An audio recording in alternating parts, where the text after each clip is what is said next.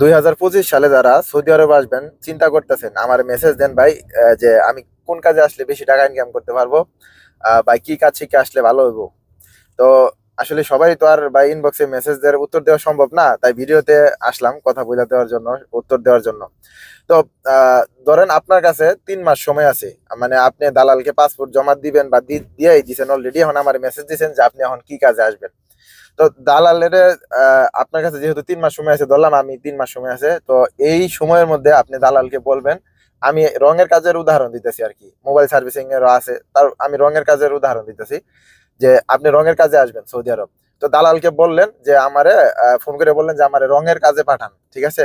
রঙের কি কাজে পাঠাবেন, যে হেল্পারি, মানে আপনি আইসা এখানে হেল্প করবেন, আপনার যে হেড মিস্ত্রি আছে তাদেরকে হেল্প করবেন। তো এখন আপনার যে 3 মাস সময় আছে, তো এই 3 মাসটা আপনি কিভাবে কাজটা শিখবেন, আপনি তো হেল্প রঙের কাজ পারেন না। তো আপনার এলাকায় বা আপনার যদি চেনা জানার মধ্যে কোনো রঙের কাজ করে এরকম যদি কোনো লোক থাকে, বা যেখানে রঙের কাজ করে, আপনি সেখানে চলে যাবেন, 3 মাস বিনা পরিশ্রমে কাজ করবেন, ঠিক আছে। বিনা পরিশ্রমে, আর যদি টাকা দিতে হলে তো ভালোই।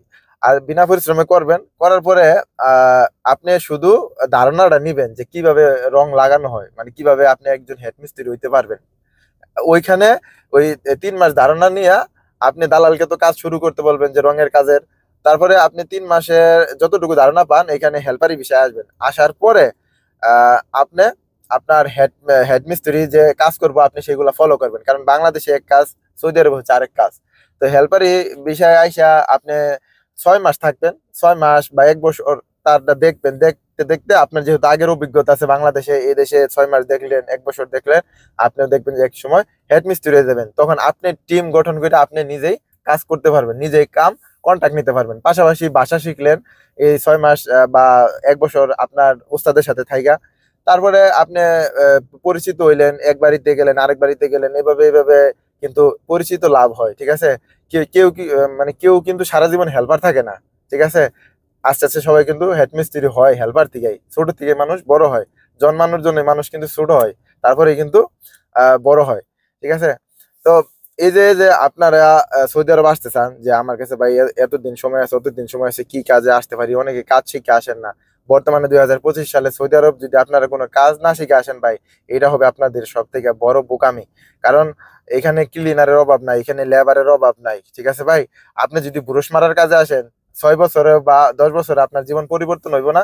দেখবেন যে আপনি 3 বছর পরে আপনি হয়তো কবেন যে না এই টাকায় আমার কিছু হয় না, তাহলে কোম্পানি থেকে বাইরে জায়গা, আবার তাহলে 3 মাসে যদি আপনি ওই রঙের কাজে যান, তাহলে কিন্তু আপনার আরো 1 বছর ওই রঙের কাজটা শিখা লাগবে, শিখা তারপরে আপনার ওই কাজটা করা লাগবে।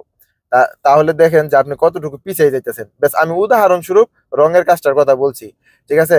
অনেকেই তো আমার ভিডিওতে বলে ভাই মোবাইল সার্ভিসিং এর কাজ শিখে আসেন, টাইসের কাজ শিখে আসেন, রঙের কাজ শিখে আসেন, ড্রাইভিং শিখে আসেন, অনেকেই বলে, কিন্তু আপনি তো পাসপোর্ট হাতে মানে বানায় বইসা রয়েছেন, বিদেশে আই পড়বেন, তো এই 3 মাসের মধ্যে আপনি কি করবেন? যে কোনো একটা কাজের ধারণা নিয়ে ওই কাজের হেল্পার হিসাবে আসেন, তারপরে 1 বছর সময় দেন, আপনি হেডমিস্ত্রি হয়ে যাবেন। তো ভিডিওটা যারা শেষ পর্যন্ত দেখলেন তারা একটু ওকে লেখেন, তাহলে আমি বুঝতে পারবো যে আপনার ভিডিওটা শেষ পর্যন্ত দেখছেন। আর আপনাদের মূল্যবান মন্তব্য করার জন্য অনুরোধ করা হলো যে ভিডিওটা ভাই আপনাদের কিরকম লাগলো। তো আরেকটা কথা, যে সবার মেসেজের উত্তর দিতে পারি না, সবার কমেন্টের উত্তর দিতে পারি না ভাই, আমি খুবই দুঃখিত, তারপরেও একটা একটা দেওয়ার চেষ্টা করি। আসসালামু আলাইকুম ওয়া রাহমাতুল্লাহ।